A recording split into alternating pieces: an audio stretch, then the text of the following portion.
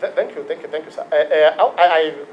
Out of the daily, I do daily farming, but there is a paid manager who does that, not me.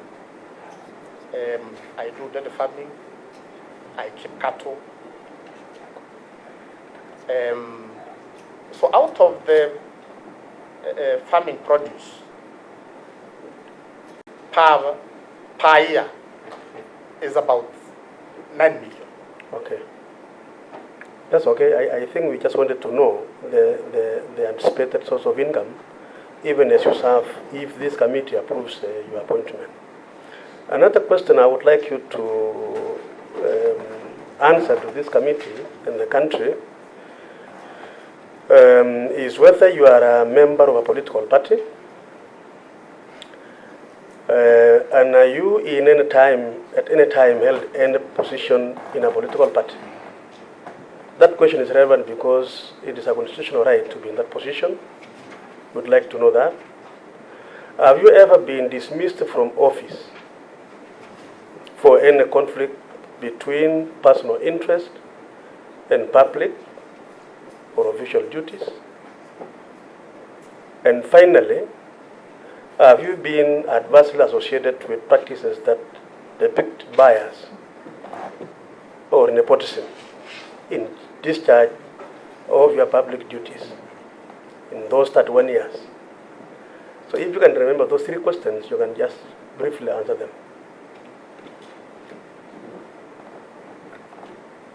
Thank you, Chair.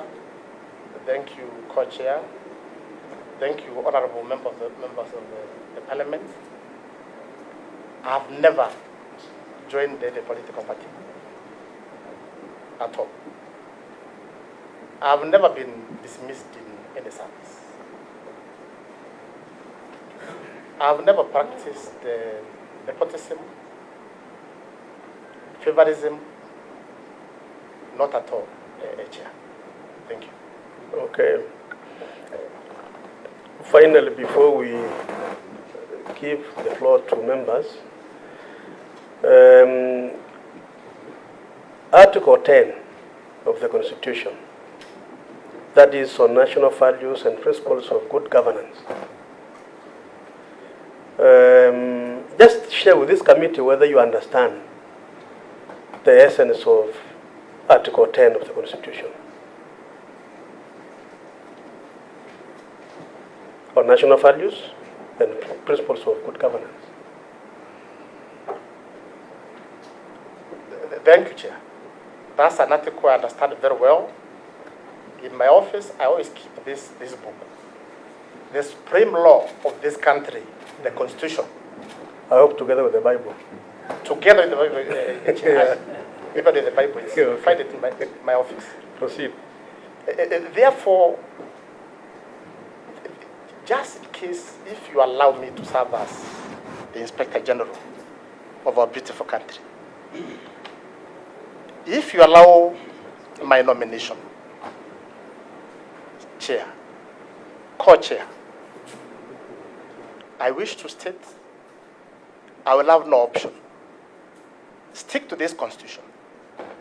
Article 10, I will have to observe it. Treat everybody with dignity. Be humane. Protect life. I have no option.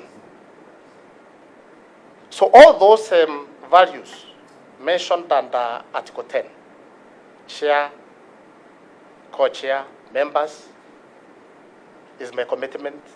And all through in my policing career, I've put effort towards ensuring I'm a professional policeman and serving all our people equally. Okay. My question was whether you appreciate the professions, but I think we've given a general term. That is in order. Now, are you conversant with Article 232 of the Constitution on values and principles of public service, having now served for 31 years? And the question is very clear. Are you conversant with that article?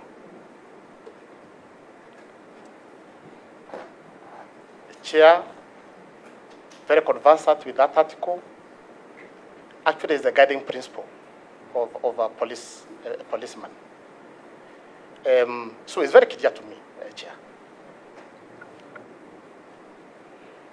Okay. Now, finally, Mr. Koome, and this is very important. And I want you to inform this committee, what is your vision? We appreciate your 31 years of service. That is okay. How you received the Bob in Kenya, that is okay. The 15 operational orders you've done, that's okay. But the question before you and before the House and the country is, what is your vision as the Inspector General of Police if this committee approves you? Because that is where Kenyans are looking unto. What is your vision? Can you tell us the vision you have? If you're nominated and appointed, what is your vision? Thank you, Chair. Thank you, Co-Chair. Thank you, members.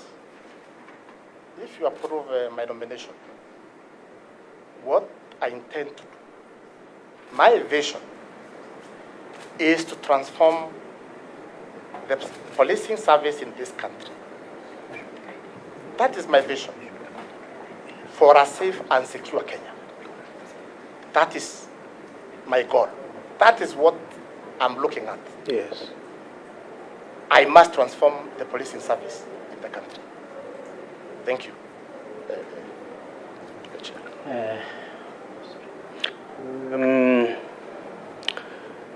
Apart from, of course, transforming, because transformation is just one aspect of your vision, I'm sure there are many other areas that you will be able, at the course of questions by members, be able to expand your vision so that we see the bigger picture about that position. Now, I would like us, and I want to appreciate your answers to those questions by my co-chair and myself. Now, I want to give my colleagues a moment to ask questions also. We are going to take 3 first, and you respond to those 3. We'll take another round of 3 until we conclude questions from these honorable members, senators, and members of the National Assembly. And before we go that, it is important for you, nominee Bwana Koome, that Parliament invited Kenyans, pursuant to Article number 118 of the Constitution, public participation. We invited Kenyans to come forth and give their comments as to your suitability. And we would like to inform you that we got 2 affidavits sworn before a commissioner for oaths. One by Saina Kombo, sorry. We will give you a copy, but that will arise later, not at this point. So that, he has already a copy, yes. So you already have a copy of that affidavit. So later members will put questions to you on that particular affidavit. Secondly, there is another affidavit which is in support of your nomination by one William